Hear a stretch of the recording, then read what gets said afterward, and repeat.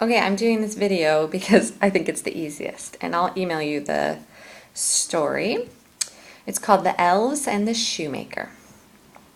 A shoemaker, by no fault of his own, became so poor that at last he had nothing left but enough leather for one pair of shoes. So in the evening he cut the leather into the shape of the shoes, and he left his work on the table to finish in the morning. He lay down quietly in his bed, and before he fell asleep he asked God to help him. In the morning, just as he was about to sit down to work, he saw the two shoes standing quite finished on his table. He was astounded and did not know what to make of it. He took the shoes in his hands to look at them more closely, and he saw that they were so neatly made that there was not one bad stitch in them. It was just as if they were intended as a masterpiece. Soon after, a customer came into the shop, and as the shoes pleased him so well, he paid more than the usual price. Now the shoemaker had enough money to buy leather for 2 pairs of shoes. That night he cut out the leather.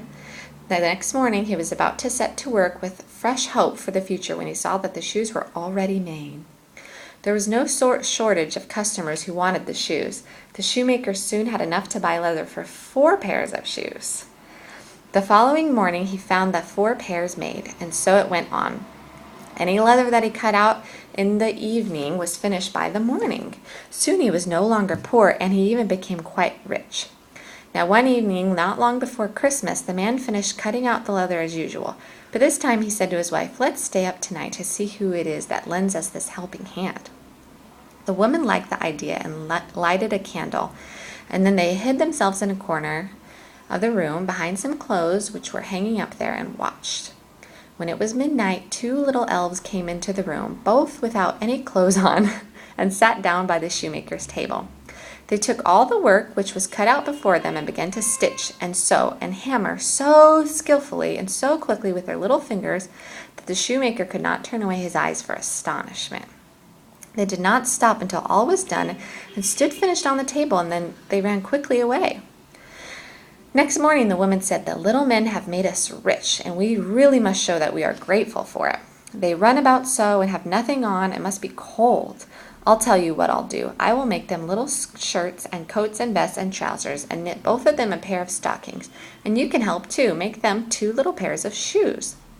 The man said, "I shall be very glad to do it." And one night, when everything was ready, they laid their presents all together on the table instead of the cut-out work.